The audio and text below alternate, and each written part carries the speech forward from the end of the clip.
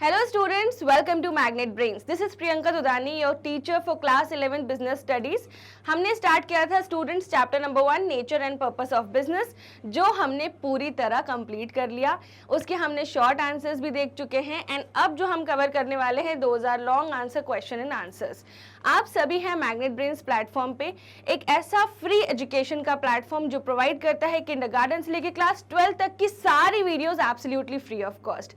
Students, अगर आप kindergarten से लेकर क्लास 12 तक की किसी भी क्लास में लाई डाउन करते हैं, आई मस्ट टेल यू, आपको हर चैप्टर के अंदर के टॉपिक्स के अंदर के सब topics, solutions, short answer, MCQs, सब कुछ मिलता है absolutely free of cost in video format on our YouTube channel and our website.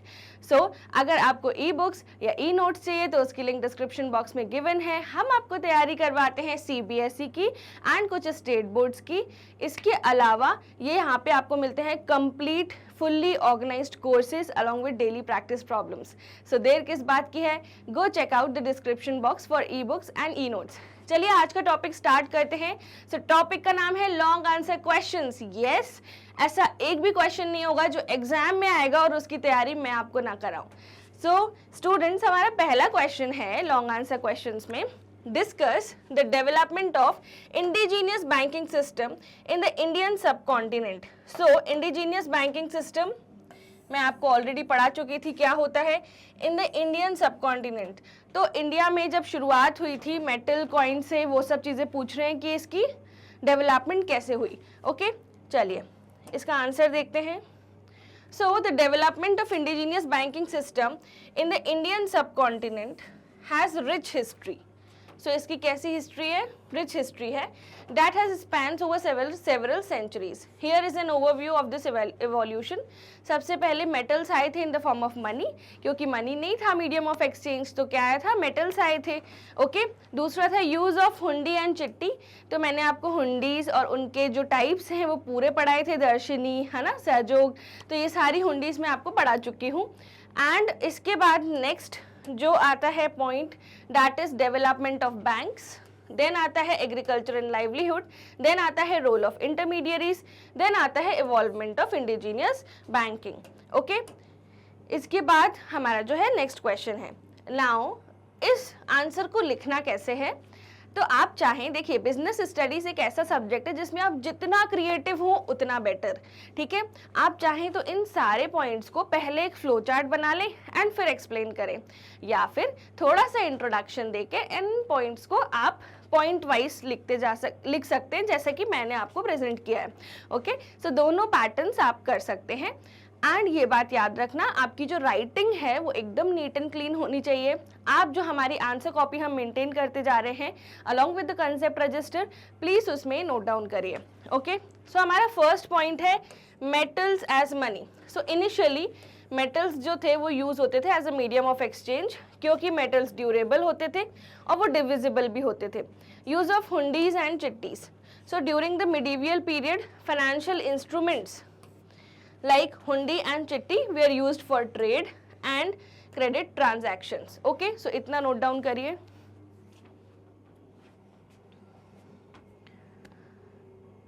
Now students, इसके बाद है डेवलपमेंट ऑफ बैंक्स। ये हमारा थर्ड पॉइंट है। तो जैसे जैसे टाइम आगे बढ़ता गया, क्रेडिट की नीड हुई तो लेटर्स ऑफ क्रेडिट आए, ठीक है, करेंसी हमने अडॉप्ट करी। इंडियन बैंकिंग सिस्टम जो है, lending money and financing domestic and foreign trade, ये सब भी चालू हो गया इंडियन बैंकिंग सिस्टम में।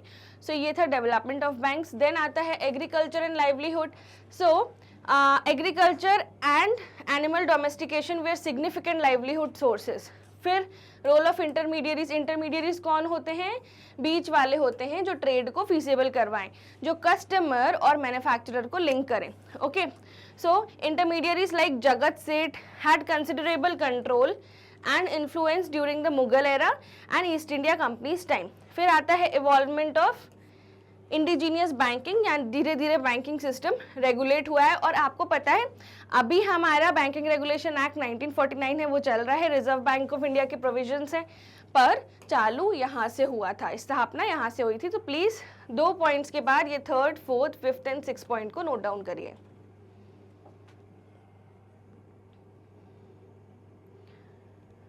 Okay, now students you have to pause the video and write the answer completely. Yes, अभी से तैयारी करोगे तब जाके तो बोर्ड्स में आप इतने अच्छे मार्क्स लाओ कि अपने ड्रीम करियर्स को अच्छे से चुन पाओ. ओके, चलिए. Now another question, question number 2. इसको स्टार्ट करने से पहले आपका अगर 11th का बेस अच्छा बन गया तो आपको 12th में दिक्कत नहीं होगी. इसलिए मैं आपसे रिक्वेस्ट कर रही हूँ कि आपकी कंसेप्ट रजिस्टर को अच्छे से मेंटेन करना and question and answer register को भी अच्छे से मेंटेन करना. एंड ये सब आपको सिर्फ हमारे प्लेटफॉर्म पे मिल सकता है. हमारे जैसी फ्री एजुकेशन कोई नहीं प्रोवाइड करता. It is completely free all over India. We are not charging anything from you. We just want one thing, your good marks in class 11th. अगर आप अच्छा परफॉर्म करोगे तो हमें बहुत खुशी मिलेगी. Okay, if you like this video please hit the like button and subscribe to the channel if you haven't. चलिए क्वेश्चन नंबर 2 स्टार्ट करते हैं. Define business, describe its important characteristics. So business का मतलब आपको पता ही है और कैरेक्टरिस्टिक्स हम पढ़ चुके हैं. चलिए इसका आंसर लिखते हैं. So business, it refers to economic activity, those economic activities which are connected with the production, purchase, sale or distribution of goods and services with the main objective of earning profit. Okay, example fishing, farming, mining, etc. फिर क्या क्या characteristics होती हैं business की, उसको start करने से पहले मैं आपको बताना चाहती हूँ. अगर आपको कोई भी ऑथर की डेफिनेशन याद है so it would be cherry on the cake. अगर सोचिए आपने कोई ऑथर का नाम लिखा एंड डेफिनेशन लिखी तो जो इंस्पेक्शन कर रहा होगा आंसर कॉपी का उसको क्या लगेगा, oh my god the kid has gone through entire NCERT. So वो प्राउड फील करेंगे कि यस इस बच्चे ने मेहनत की है और आपके आंसर में 4 चांद लग जाएंगे. सो मैंने आपको यहाँ पर 3 ऑथर्स की डेफिनेशन दी हुई है. ओके, पहले लुइस एच हनी की जो हमने देख चुके हैं ऑलरेडी. इन्होंने क्या बोला था, business is a human activity directed towards producing and acquiring wealth through buying and selling goods. तो बिजनेस क्या होता है, ह्यूमन एक्टिविटी, एक्वायरिंग वेल्थ. इन 2 वर्ड से आप याद रख सकते हो इनकी डेफिनेशन. नेक्स्ट दूसरे ऑथर हैं पीटरसन एंड प्लोमैन. तो इन्होंने बोला business is an activity in which different person exchange something of value. अगर वेल्थ वर्ड आया तो किसने दी है, लुइस ने. एंड पीटरसन एंड प्लोमैन अगर समथिंग ऑफ वैल्यू वर्ड आया तो वो इन्होंने दी है. फिर उसके बाद अगर एलैबोरेटिव डेफिनेशन लिखनी है तो James Stephenson. So business is a sum total of those processes which are engaged in removal of hindrances. So hindrances क्या थी, time, place, इन सब की जो हम पढ़ चुके थे. Of person, trade, places, transportation and insurance. time की hindrance को किसने बचाया था, warehousing ने. and exchange मतलब banking. So ये सब कॉमर्स का ही पार्ट होते हैं. So ये किसने दी थी, जेम्स स्टीफेंसन ने. अब आपके मन में आ रहा होगा मैम अगर तीनों हम लिख दें तो हम तीनों याद कर ले, एक्स्ट्राऑर्डिनरी स्टूडेंट बन जाए तो. ऐसी बेवकूफ़ी भी मत करना. क्वेश्चन आएगा 5 मार्क्स का या 4 मार्क्स का और आप इतना एलाबोरेटिव आंसर लिखने बैठ गए तो पेपर ही छूट जाएगा. इसमें से कोई एक डेफिनेशन लिखना एंड इंट्रोडक्टरी डेफिनेशन तो आप लिख ही चुके हो. एक भी ऑथर का नाम आप लिखोगे तो वो बेनिफिशियल होगा. ओके, चलिए इसके बाद देखते हैं कैरेक्टरिस्टिक्स ऑफ बिजनेस. सो जितनी फ्लो चार्ट बनाओगे उतने ज़्यादा मार्क्स आपको मिलेंगे. सो मैंने जब पढ़ाया था तब भी मैंने फ्लो चार्ट बनवाई थी आपको कि बिजनेस एक इकोनॉमिक एक्टिविटी होती है. यहाँ पे सेल और exchange of goods and service होते हैं for the satisfaction of human wants. फिर हम production and procurement of goods and service, profit earning, dealing in goods and service on a regular basis. Next होती है uncertainty of return and risk.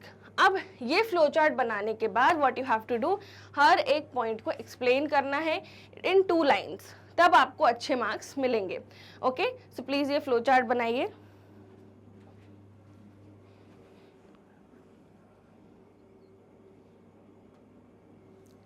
चलिए so students ये flow chart बनाने के बाद हमें हर एक पॉइंट को एक्सप्लेन करना है प्रॉपरली. तो business is an economic activity. Business is considered as an economic activity as it is undertaken with the objective of earning money. Economic activity यानी जिसके बदले में आपको पैसे मिल रहे हों. दूसरा production and procurement of goods and service. Her business enterprise या तो प्रोड्यूस करता है या प्रोक्योर करता है गुड्स एंड सर्विस को प्रोड्यूसर से लेके. सो गुड्स कुछ भी हो सकते हैं, consumer goods, industrial goods, services कुछ भी हो सकती है, ट्रांसपोर्टेशन, बैंकिंग एक्सेट्रा. सेल और exchange of goods and service for the satisfaction of human needs. तो यहाँ पर हम सेल या एक्सचेंज करते हैं और ये सेल्फ कंजम्पशन वर्ड आपको लिखना यहाँ पे जरूरी है। आप प्लीज इसको नोट डाउन करिए। ओके, आई होप आपने इसे नोट डाउन किया। स्टूडेंट्स, एक चीज मैं यहाँ पे आपको रोक रही हूँ मिड ऑफ द क्वेश्चन में ये बताने के लिए कि कुछ कीवर्ड्स हैं जो आप चेंज नहीं कर सकते। बच्चे सोचते हैं कि हम अपनी भाषा लिखेंगे, पॉइंट तो हमने ऊपर का सेम लिखा है, अपनी भाषा अंदर के पैराग्राफ में लिख दें तो बस आंसर बिल्कुल फिनिश्ड फॉर्म में अपीयर होगा एग्जामिनर को, पर ऐसा नहीं होता। हमें अच्छे से कीवर्ड्स का ध्यान रखना है। जैसे ये सेल्फ कंजम्पशन एक कीवर्ड था, ठीक है, जैसे प्रोड्यूसेस और प्रोक्योर्स गुड्स एंड सर्विसेज, ठीक है, फिर गुड्स क्या होते हैं, सर्विसेज क्या होते हैं, उसके एग्जाम्पल, ये अच्छा एक लैंग्वेज है लिखने का। फिर यहाँ पर aim of earning money and livelihood, ये कीवर्ड है इकोनॉमिक एक्टिविटी का। सो ये कीवर्ड्स आपको याद होने चाहिए। चलिए next, dealing in goods and service on regular basis. तो बिजनेस ऐसा नहीं होता एक बार अपन ने सेल कर दिया, so one single transaction of sale does not constitute business, ये एक रेगुलर एक्टिविटी होती है, ये कीवर्ड है, बाकी आप अपने मन से लिख सकते हो। प्रॉफिट अर्निंग, मेन पर्पस क्या होता है, प्रॉफिट अर्निंग, तो अगर मोटिव ही मिसिंग है तो फिर बिजनेस का क्या फायदा, तो मोटिव आपका फुलफिल होना चाहिए।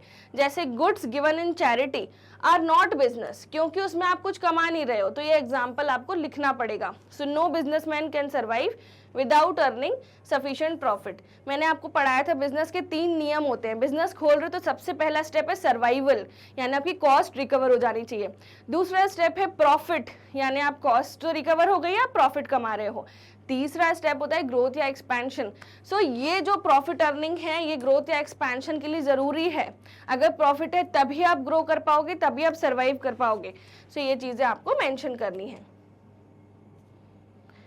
चलिए, आई होप आपने लिखा, नहीं लिखा हो तो आप पॉज करके एंड अच्छे से नोट डाउन करना एंड फिर वीडियो आगे देखना। Okay, so uncertainty of return और रिस्क। सो यहाँ पर ऐसा होता है कि यहाँ पर रिस्क फैक्टर हमेशा बिजनेस में होता है, more risk more returns, so there is always a element of risk involved, ठीक है। सो जितने भी रिस्क होते हैं वो लॉस की तरफ लीड करते हैं, बट ऐसा जरूरी नहीं है, कभी कभी रिस्क से हमें ज़्यादा प्रॉफिट भी होता है, ठीक है। तो इसको आप एक्सप्लेन कर सकते हो अपने वर्ड्स में, क्योंकि ये बहुत ही कंसेप्चुअल टॉपिक है। Okay, so these were are complete characteristics of business. एक बार मैं आंसर रिव्यू करवा देती हूँ कैसे लिखना है। स्टूडेंट, सबसे पहले आपको लिखना है हमारी बिजनेस की नॉर्मल डेफिनेशन, फिर किसी एक ऑथर की डेफिनेशन लिख देना, देन ये फ्लो चार्ट बनाना है कैरेक्टरिस्टिक्स ऑफ बिजनेस की, देन आपको इन पॉइंट्स को 2 लाइन्स में एक्सप्लेन करना है। Focus on the keywords while explaining the points. Okay, now state the different type of economic activities. So ये तो इतना इजी क्वेश्चन है। चलिए, so different type of economic activities आप तो फटाफट लिख सकते हैं, business, profession and employment. Try करना आप एक टैबुलर रिप्रेजेंटेशन दें, ये मैं आपको ऑलरेडी पढ़ा चुकी हूँ, आपको नोट्स भी बनवाए हैं इसके, सो वहाँ से आप इसे पिकअप कर सकते हो। We are not going through it completely, okay. ये मैं ऑलरेडी आपको क्लासेस में पढ़ा चुकी हूँ, जो हमारे प्रीवियस वीडियोज़ हैं आप उसको देख सकते हैं। प्लीज़ याद रखना कि आपके जो बेसिस हैं वो चेंज ना हो। बेसिस यानी कि commencement, qualification, then investment, risk, then transfer of interest, main objective, then code of conduct, nature of work and reward, और इन तीनों के एरियाज को एक्सप्लेन करना है इन बेसिस के थ्रू, ठीक है। और अगर आप टेबल बनाओगे, टैबुलर रिप्रेजेंटेशन दोगे तो आपको अच्छे नंबर मिलेंगे, ओके। चलिए, क्वेश्चन नंबर 4 देखते हैं। Define industry and explain various types of industry by giving examples. So आपको इंडस्ट्री सुनते ही क्या याद आता है? ओह मैम, आपने पढ़ाया था primary sector, secondary sector and tertiary sector, और primary, secondary and tertiary sector के अंदर भी थे। प्राइमरी में था एक्सट्रैक्टिव जेनेटिक, सेकेंडरी में था मैन्युफैक्चरिंग कंस्ट्रक्टिंग, और टर्शरी में था transport, banking, communication and all of that. Okay, so चलिए इसको समझते हैं कि इसका आंसर कैसे लिखना है। सबसे पहले आपको देनी है इंडस्ट्री की definition. So industry refers to an activity which converts raw material into useful products. जैसे शुगर से शुगर केन बनाना, सॉरी उल्टा बोल दिया मैंने, शुगर केन से शुगर बनाना, okay. Now industry includes activities related to production and processing, यहाँ पे हम प्रोडक्शन एंड प्रोसेसिंग दोनों चीजें करते हैं, as well as activities related to rearing and reproduction of animals. यहाँ पे अपन ने क्या पढ़ा था, animal husbandry.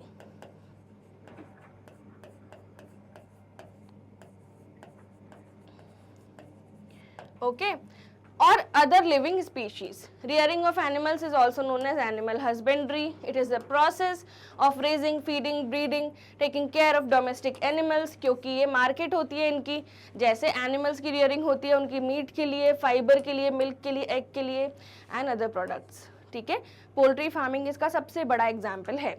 Now so industry का ये डेफिनेशन है एंड ट्राई करिए कि इसी डेफिनेशन से स्टिक रहिए, ट्राई टू लर्न इट। यहाँ दो एस्पेक्ट्स हैं, अगर मैं आपको बताऊं, पहला एस्पेक्ट है हमारा कि conversion of raw material into useful products, और दूसरा है रियरिंग ऑफ एनिमल्स। ठीक है, अगर हम रॉ मटेरियल्स को यूजफुल प्रोडक्ट्स में कन्वर्ट करते हैं तो हमें जो फिनिश्ड गुड मिलता है वो मार्केट में सेलेबल होता है। फिर रियरिंग से जो हमें चीज़ें ऑब्टेन होती हैं जैसे मीट, फाइबर, मिल्क, एग, तो इनका भी बहुत बड़ा मार्केट होता है एंड ये इंडस्ट्री की डेफिनेशन के अंदर आता है। Please write down the definition of industry.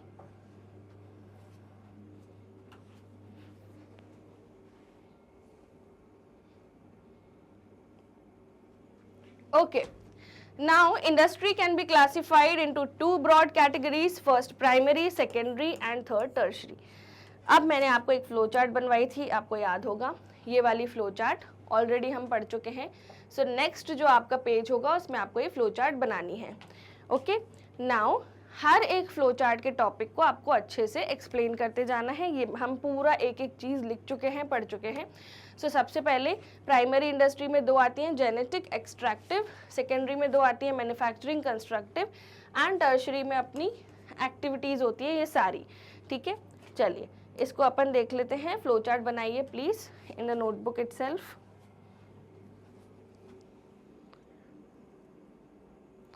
Okay, now students, हमें इस फ्लो चार्ट के टॉपिक्स को एक्सप्लेन करना होगा हमारे आंसर में। These includes all those activities that are connected with the extraction and production of natural resources and reproduction and development of living organisms, plants, etc. These are divided into two types, extractive जैसे coal mine and genetic। ठीक है, तो genetic में आता है poultry farming वगैरह। So these industries extract और draw, ये दो keywords हैं, प्रोडक्ट्स फ्रॉम नेचुरल सोर्सेज, जैसे कोल माइन से कोल एक्सट्रैक्ट करना। तो extractive industry supply some basic raw materials that are mostly products of geographical और natural environment. So products of these industries are usually transformed into many other goods by manufacturing industries. जैसे crude oil है ना, वो कितने forms में convert होता है आगे जाके, पेट्रोल में, डीजल में।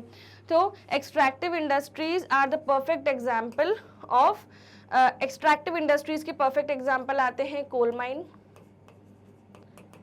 और दूसरे होता है क्रूड ऑयल एक्सट्रैक्शन। ठीक है, ये दो परफेक्ट एग्जाम्पल हैं। जैसे lumbering, hunting, fishing operations, mining, ये सब आता है एक्सट्रैक्टिव इंडस्ट्रीज में। सो प्लीज़ इसको नोट डाउन करेंगे। आपको याद होगा हम ये पूरा पॉइंट बाय पॉइंट पढ़ चुके हैं। देन आपको जेनेटिक समझाना होगा। सो जेनेटिक का जो हमने कंसेप्ट पढ़ा था वो ये था कि these industries are engaged in breeding plants, animals for the use in further production. Seeds and nursery companies are typical example, और ये उसके एग्जाम्पल लिखने हैं। ओके, फिर ये आता है सेकेंडरी इंडस्ट्री, जहाँ पे एक्चुअली मैन्युफैक्चरिंग होती है, रॉ मटेरियल फिनिश गुड्स में कन्वर्ट होता है, और ये जो मटेरियल है कहाँ से ऑब्टेन होते हैं, प्राइमरी इंडस्ट्रीज से। सो ये आपको यहाँ पर एक्सप्लेन करना है। These are concern with materials which have already been extracted at the primary sector. ये आपकी फर्स्ट लाइन होनी चाहिए कि यहाँ से जो सामान आया मैन्युफैक्चरिंग के लिए वो कहाँ से आया, प्राइमरी सेक्टर से। फिर आपको ये दोनों समझाना है। मैन्युफैक्चरिंग इंडस्ट्री के अंदर एनालिटिकल, सिंथेटिकल, ये हमने पढ़ा था और आपको इसको समझाना है। Then processing industry, assembling industry, ये चार टाइप्स होते हैं मैन्युफैक्चरिंग के, ये आपको लिखने पड़ेंगे। चाहो तो यहाँ पर एक छोटी सी फ्लो चार्ट भी बना सकते हो मैन्युफैक्चरिंग इंडस्ट्रीज के बाइफिकेशंस की। ओके, सो एनालिटिकल इंडस्ट्री क्या होता है, which analyzes and separates different elements from the same material as the case of oil refinery। ठीक है। सिंथेटिकल इंडस्ट्री क्या होता है? Which combines various ingredients into a new product, as in case of cement, ठीक है। Now next अपना manufacturing industry का part क्या होता है? Processing industry which involves successive stages, जैसे शुगर मैन्युफैक्चरिंग में कितनी स्टेजेस होती है, पेपर मैन्युफैक्चरिंग में कितनी स्टेजेस होती है, जो जिसमें स्टेजेस होती है उसको क्या बोलते हैं? Processing industry. फिर असेंबलिंग, जहाँ पे हम कोई मैन्युफैक्चरिंग नहीं करते, सिर्फ असेंबलिंग वर्क करते हैं, जैसे कार के पार्ट्स अलग अलग जगह बने हुए हैं और ये वाली इंडस्ट्री सिर्फ असेंबल करके कार को खड़ा करती है, जैसे टेलीविजन, कार, कंप्यूटर, ये असेंबलिंग इंडस्ट्री के एग्जाम्पल हैं।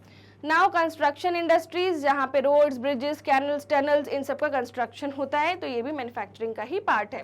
ओके, सो प्लीज इसको नोट डाउन करिए।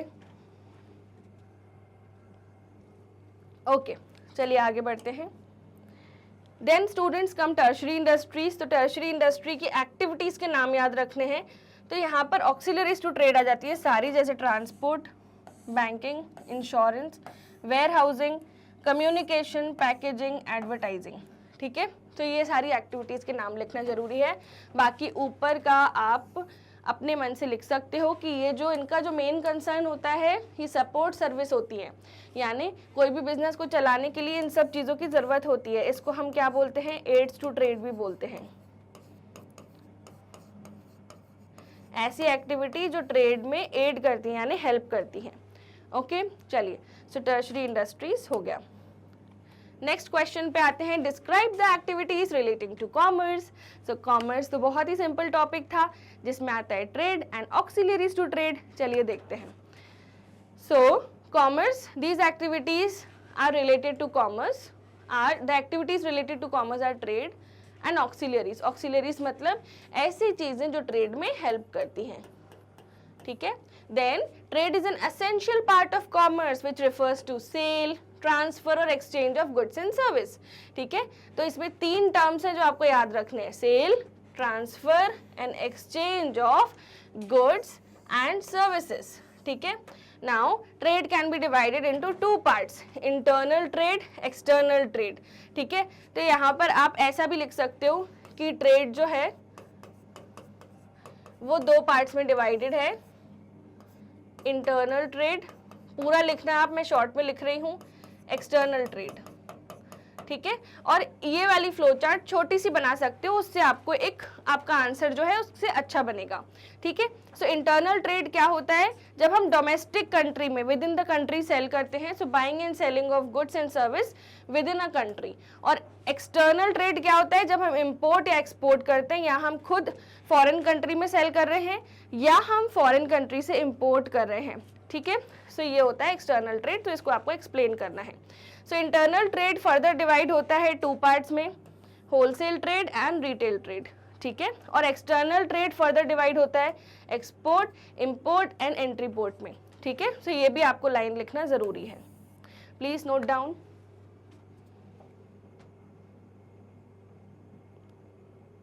ओके, सो स्टूडेंट्स चलिए देखते हैं आगे इसी के बाइफिकेशंस, जो ऑक्सिलरीज टू ट्रेड आपसे पूछा गया है। सो ऑक्सिलरीज टू ट्रेड क्या होता है? ट्रेड को फैसिलिटेट करने में जो भी नेसेसरी एक्टिविटीज होती हैं वो क्या होती हैं? नेसेसरी एक्टिविटीज वो क्या होती हैं? एड्स टू ट्रेड, ठीक है। बट इसको अपन अच्छे से कैसे लिखेंगे इस पर्टिकुलर कंसेप्ट को? So auxiliaries to trade is a part of commerce which involves those activities that helps in smooth flow of trade, ठीक है। आप समझ रहे हो कि किस तरह से जनरल लैंग्वेज को हमें आंसर वाली लैंग्वेज में कन्वर्ट करना है। ओके, नाउ इस एक्टिविटीज के कुछ एग्जांपल्स दे देना एंड आपका आंसर होता है खत्म, ठीक है। चलिए, now let's come to the another question. Explain 5 objectives of business. So objectives of business हम ऑलरेडी पढ़ चुके हैं, और आपको इसमें से कोई भी, जितने भी मैंने आपको ऑब्जेक्टिव्स पढ़ाए हैं, कोई भी 5 ऑब्जेक्टिव्स आपको एक्सप्लेन करने हैं। तो मैंने लिया है market standing, innovation, productivity, physical and financial resources and earning profits, ठीक है। सो पहले तो समझाओ कि ऑब्जेक्टिव्स होता क्या है। सो ऑब्जेक्टिव्स ऑफ बिजनेस, तो मेन ऑब्जेक्टिव तो होता है पैसे कमाना। अब पैसे कमाने से जुड़े हुए ऑब्जेक्टिव क्या होते हैं कि पूरा का पूरा जो मैनेजमेंट है वो एक ही गोल की तरफ चले. Okay, so objective of business are needed in every area that influences the survival and prosperity of business. Please ये 2 वर्ड याद कर लो, सर्वाइवल एंड प्रॉस्पेरिटी. सर्वाइवल का मतलब क्या होता है, कॉस्ट रिकवर करना, एंड प्रॉस्पेरिटी का मतलब क्या होता है, प्रॉफिट कमाना प्लस ग्रोथ या एक्सपेंशन करना. ठीक है. Now since a business has to balance a number of needs and goals, it has multiple objectives. It cannot follow only one objective. तो एक्सीलेंस अचीव करना है तो उनके मल्टीपल ऑब्जेक्टिव होने चाहिए. तो पहला है मार्केट स्टैंडिंग. मार्केट स्टैंडिंग क्या होता है, अगर गुडविल की बात करें या रेपुटेशन की बात करें तो बिजनेस तभी सक्सीड कर पाता है जब वो टाइम टू टाइम कंसिस्टेंटली अच्छी चीज़ें प्रोवाइड करे सोसाइटी को एंड उनकी गुडविल एंड रेपुटेशन बिल्ड हो. सो सिवाय प्रॉफिट कमाने के आपको मार्केट में भी स्टैंड करना है. सो इस पॉइंट को आप अपनी भाषा में भी एक्सप्लेन कर सकते हो. ठीक है, कीवर्ड्स बता देती हूँ.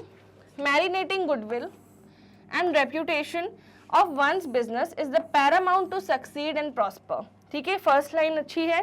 देन उसके बाद आप लिख सकते हो business enterprise must aim at standing on a stronger footing in terms of offering competitive products. ठीक है, at a reasonable price to its customers and serving them to their satisfaction.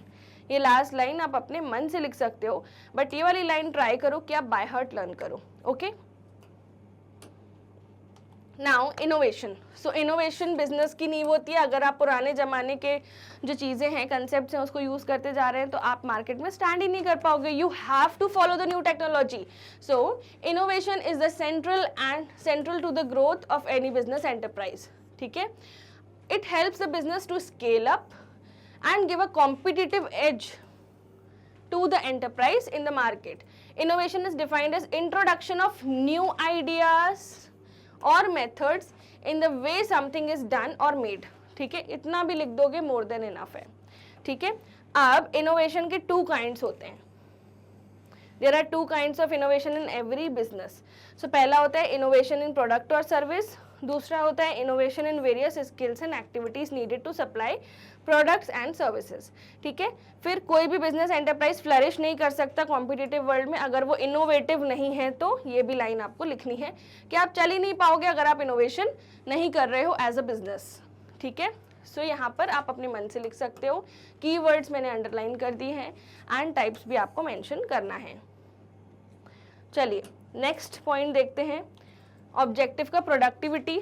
सो हर बिजनेस का ऑब्जेक्टिव होता है कि raw material को finish goods में convert करना और विथ एफिशिएंसी प्लस इफेक्टिवनेस, यानी with in the given time frame time पे कंप्लीट करना है, मिनिमम कॉस्ट में कंप्लीट करना है और वैल्यू देनी है गुड्स की, वैल्यू ऑफ आउटपुट. सो आप इसको अपने मन से लिख सकते हो. फिजिकल एंड फाइनेंशियल रिसोर्सेज, इसको स्टार्ट करने से पहले मैं यहाँ के कीवर्ड्स पढ़ा देती हूँ. Productivity is ascertained by comparing the value of output with the value of inputs. It is used as a measure of efficiency. ठीक है, इतना भी लिख दो तो मोर देन इनफ है. पहले से नोट डाउन करो, देन अपन 4th टॉपिक जो है उस पर मूव करते हैं. चलिए 4th टॉपिक देखते हैं, physical and financial resources. So हर बिजनेस का मेन मोटिव होना चाहिए कि जैसे रिसोर्सेज होते हैं ना, physical resources like plant, machines, office etcetera, और फाइनेंशियल रिसोर्स जैसे पैसे चलाने के लिए बिजनेस को, funds to be able to produce and supply goods and service to its customer.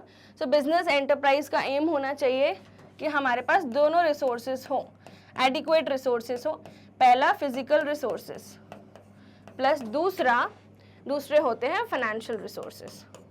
तो आप ना इस वाले पॉइंट को ऐसे भी लिख सकते हो, जस्ट अ सजेशन, स्टार्ट ऐसे करो. The resources are of 2 types, physical and financial. Physical resources aim at providing of machines, plants, etc. which can run a business smooth with the given resources. फिर उसके बाद आप ये भी लिख सकते हो financial resources, without them you cannot run a business. These are basically aiming at funds which will need to run the operation. ठीक है, ऐसा शॉर्ट में भी आप लिख सकते हो अपने मन से. ठीक है, चलिए सो प्लीज नोट डाउन करिए 4th पॉइंट को.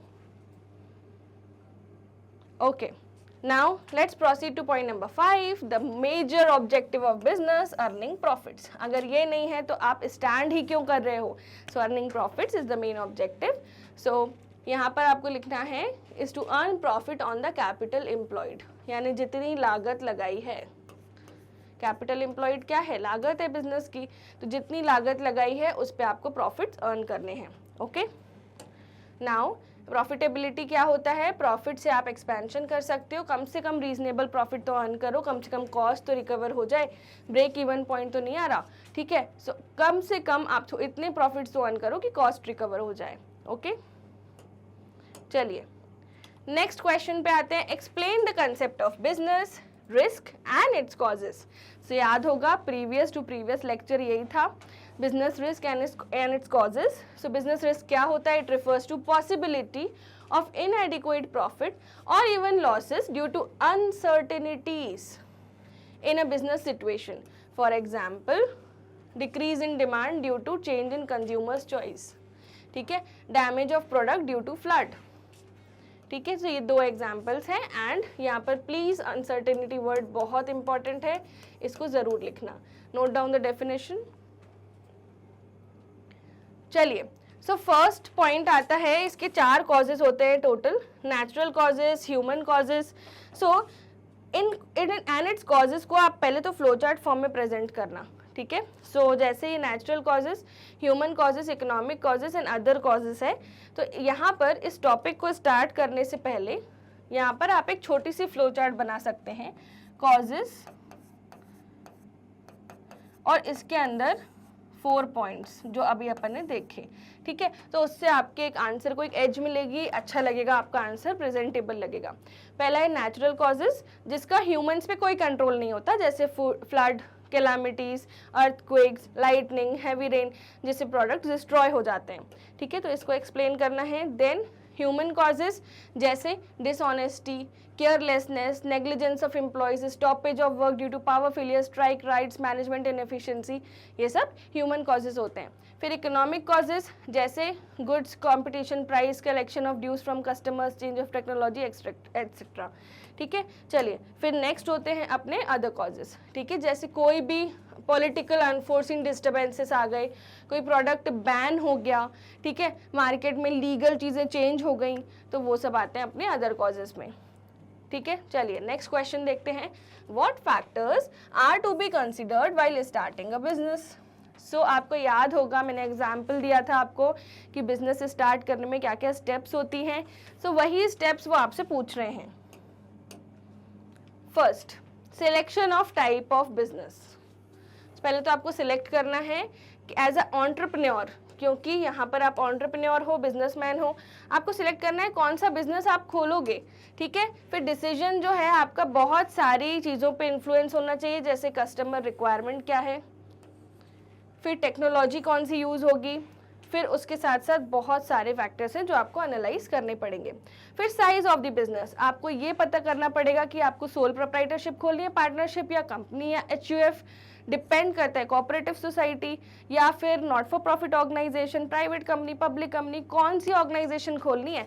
तो आपको बिजनेस की साइज डिसाइड करनी पड़ेगी. So size and the scale of operation is important decision to be taken before starting the business. ये किस पर डिपेंड करता है? whether the business wants to operate as a MSME sector or a large scale enterprise. Now what is MSME? Micro, small and medium enterprises, जैसे handloom sector, ठीक है, या फिर मैन्युफैक्चरिंग सेक्टर है आपका बिजनेस, या फिर आप सर्विस प्रोवाइडर हो. तो डिसाइड करो साइज ऑफ द बिजनेस, ठीक है. नाउ नेक्स्ट पॉइंट है लोकेशन. बिजनेस खोलोगे कहाँ? सो आपने देखा होगा जो भी बड़ी बड़ी फैक्ट्रीज होती हैं वो एकदम शहर के आउटस्कर्ट्स में होती हैं, है ना. तो आपने कैसे, आप खुद आप दिमाग लगाइए, ऐसा क्यों? क्योंकि हो सकता है वहाँ पर जो मैन्युफैक्चरिंग हो रही है उससे लोगों को नुकसान हो सकता है. तो सोसाइटी से थोड़ा सा दूरी पे खोली जाती है फैक्ट्रीज, ठीक है. अब वहाँ पे ये भी चेक करना पड़ेगा लागत कितनी लगेगी, वाटर सप्लाई है या नहीं, इलेक्ट्रिसिटी सप्लाई है या नहीं, मशीन्स लार्ज स्केल पे सेटअप हो सकती है या नहीं, वर्कर्स अवेलेबल हैं या नहीं. सो बहुत सारे फैक्टर्स को देखते हुए हम क्या डिसाइड करते हैं? Location of the business. So place where business enterprise will be located. तो ये मेन एम है. यहाँ पर हमें क्या क्या चीज़ें देखनी है कि सबसे पहले तो अवेलेबिलिटी ऑफ रिसोर्सेज होनी चाहिए इस लोकेशन पे। तो क्या क्या रिसोर्सेज है, labour, cost, power supply, transportation etcetera. ठीक है, नाउ फाइनेंसिंग द प्रपोजिशन। ठीक है, फाइनेंसिंग कंसर्न होता है कैपिटल से। अगर आपके पास पैसे नहीं हैं तो आप इन्वेस्टर्स को बता सकते हो ये हमारा प्रोजेक्ट है, हमारी कंपनी में इन्वेस्ट करो। सो कॉस्ट जो है आपको केयरफुली असेस करना है। ओके, देन फिजिकल फैसिलिटीज़, तो जैसे मशीन, इक्विपमेंट, ये सब अवेलेबल होना चाहिए, ये सब फिजिकल फैसिलिटीज़ होनी चाहिए। तो आपको बिजनेस स्टार्ट करने से पहले इन रिसोर्सेज को नोट डाउन करना है। देन टैक्स प्लानिंग, सो आप बिजनेस ओपन कर रहे हो, ऑब्वियसली आपको इनकम टैक्स, जीएसटी, ये सब तो पे करना ही पड़ेगा। So this is an important factor to be considered before starting the business, because modern days में बहुत सारे क्या हैं, टैक्स लॉज हैं। ठीक है, income tax act 1961, goods and service tax act, तो ये बहुत सारे टैक्स लॉज हैं जो आपको फॉलो करने हैं। इंपोर्ट एक्सपोर्ट कर रहे हो तब तो बात ही छोड़ दो, कस्टम ड्यूटी लग जाएगी। ठीक है, तो टैक्स प्लानिंग आपको करनी पड़ेगी बिजनेस स्टार्ट करने से पहले। कहीं ऐसा ना हो आपको नॉलेज ना हो और आप गवर्नमेंट के जो नॉन पेमेंट ऑफ फेलियर्स हैं उसमें आप फंस जाएं। ठीक है, तो टैक्स प्लानिंग बहुत ज़रूरी है। नेक्स्ट पॉइंट है physical facilities and tax planning. Okay, so यही पॉइंट्स थे क्वेश्चन नंबर 8 में। ठीक है, I was thinking we can add more points. So चलिए, so factors to be considered before starting the business, ये सारे पॉइंट्स हैं। Selection of type of business, size of business, then location, financing the proposition, physical facilities and tax planning. Now students, ma'am आपके मन में आ रहा होगा इतने सारे ऑब्जेक्टिव्स याद करने हैं क्या? सो बच्चों पहले देखना कि क्वेश्चन कितने मार्क्स का है। ठीक है, उस हिसाब से आप अपना आंसर फ्रेम करना। अगर शॉर्ट आंसर पूछा है तो 2 ऑब्जेक्टिव्स भी इनफ हैं। लॉन्ग आंसर हम पढ़ रहे हैं तो यहाँ पर इस लॉन्ग आंसर के एरिया में कम से कम इतने तो आपको लिखने ही पड़ेंगे। ओके, सो ये थे हमारे 8 क्वेश्चंस और ये 8 क्वेश्चन सिर्फ क्वेश्चन नहीं है, ये पूरे चैप्टर का, अगर आप देखेंगे पूरे चैप्टर का समराइज्ड वर्जन है। यानी उन्होंने कोई भी एरिया नहीं छोड़ा जहाँ से उन्होंने क्वेश्चन नहीं पूछा। पहले उन्होंने एकदम हिस्ट्री से चालू किए क्वेश्चंस एनसीईआरटी में, फिर बिजनेस क्या होता है, उसकी कैरेक्टरिस्टिक क्या होती हैं, फिर उसके बाद उन्होंने बोला कि अच्छा इकोनॉमिक एक्टिविटीज़ के टाइप बता दो, बिजनेस, प्रोफेशन, एम्प्लॉयमेंट में डिफरेंस, फिर उसके बाद इंडस्ट्री, टाइप्स ऑफ इंडस्ट्री, फिर commerce and auxiliaries, trade and auxiliaries to trade commerce के अंदर जो आता है वो उन्होंने पूछा। देन ऑब्जेक्टिव्स पूछे। सो आप खुद देख रहे हैं। फिर लास्ट टॉपिक जो अपन ने पढ़ा था बिजनेस रिस्क, फिर उसके बाद बिजनेस को स्टार्ट करने से पहले कौन से फैक्टर्स की नीड है, ये सारे टॉपिक्स उन्होंने पूछे हैं। सो ये हमारे जो लॉन्ग आंसर क्वेश्चन है वो होते हैं। एंड इसके बाद हम करेंगे एमसीक्यूज ऑफ द चैप्टर, फिर एमआईक्यूज, फिर वन शॉट रिवीजन, ये सारी चीज़ें अपन करेंगे। ओके, सो आप सभी हैं इंडिया के favourite YouTube channel magnet brains पे। ये एक इकलौता ऐसा प्लेटफॉर्म है जो प्रोवाइड करता है किंडरगार्टन से लेकर क्लास 12 तक की सारी वीडियोस। हमारा यूट्यूब चैनल है और हमारी वेबसाइट है। यहाँ पे आपको मिलते हैं fully organised complete courses of each and every class from K to 12। ठीक है, और अगर आपको ई नोट्स या ई बुक्स चाहिए सो उसकी लिंक डिस्क्रिप्शन बॉक्स में गिवन है, गो चेक इट आउट। और हमारे अदर सोशल मीडिया हैंडल्स हैं यूट्यूब के अलावा Facebook, Instagram, Twitter, Telegram, WhatsApp. Do connect with us and let other students also know by sharing this video to them. We make you prepare for the top courses in English as well as Hindi medium. हमारा Hindi medium का channel भी है। फिर यहाँ पे हम आपको तैयारी कराते हैं CBSE बोर्ड की, तो इसके साथ साथ ये सारे स्टेट बोर्ड्स भी हैं। अगर आपको वैदिक मैथ्स में इंटरेस्ट है सो गो चेक आउट आवर वैदिक मैथ्स कोर्स। अगर आपको क्रैश कोर्सेज चाहिए सो यूजुअली तो अपडेटेड क्रैश कोर्सेज वैसे तो अवेलेबल हैं, बट आपके एग्जाम से पहले हम दोबारा से करवाएंगे सारे क्रैश कोर्सेज, तो वो आपको हेल्प करेंगे एक प्रॉपर सिस्टमैटिक रिविजन करने में। ओके, सो ये भी हम आपको प्रोवाइड करते हैं। देन स्पोकन इंग्लिश, अगर आप अपनी इंग्लिश को यहाँ से यहाँ लेके आना चाहते हैं so please go through our spoken English course. It is extraordinary and completely free of cost. Okay, so ये पूरा जो मैग्नेट ब्रेन्स का प्लेटफॉर्म है, इकलौता ऐसा प्लेटफॉर्म है इंडिया में, there is none other than Magnet Brains, जो आपको सब कुछ प्रोवाइड करता है free quality education. Please like this video, अगर लाइक नहीं किया है तो अभी लाइक करो, share to your friends and other students and help them to grow and secure good marks and subscribe to the channel अगर नहीं करा है आपने सब्सक्राइब तो। चलिए मिलते हैं MCQs वाली क्लास में।